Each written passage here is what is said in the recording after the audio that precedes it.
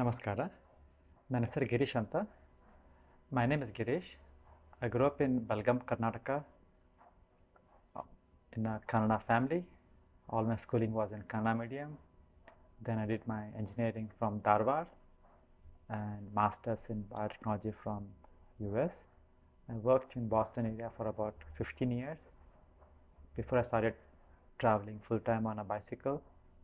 So now I teach languages such as Kannada full time. I work in farms and I travel. I traveled in South America and currently I'm traveling in Nepal. ನಮಸ್ಕಾರ.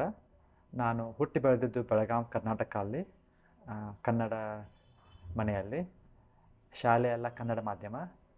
ನಾನು ಕಲ್ತಿದ್ದು chemical engineering Dharwad. Masters ಮಾಡಿದ್ದು ಅಮೇರಿಕಾದಲ್ಲಿ. ನಾನು 15 ವರ್ಷ cancer ಮತ್ತು AIDS ಸಂಶೋಧನೆಯಲ್ಲಿ ಕೆಲಸ ಮಾಡಿದೆ. ಕಳೆದ 5 ವರ್ಷದಿಂದ ನಾನು ಫುಲ್ ಟೈಮ್ ಸೈಕ್ಲಿಂಗ್ ಮಾಡ್ತಾ ಬೇರೆ ಬೇರೆ ದೇಶ ನೋಡ್ತೀನಿ, ಹೊಲದಲ್ಲಿ ಕೆಲಸ ಮಾಡ್ತೀನಿ.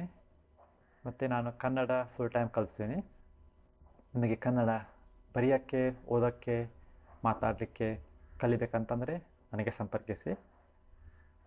ಬಹಳ ಬಹಳ ಧನ್ಯವಾದ. ನಮಸ್ಕಾರ.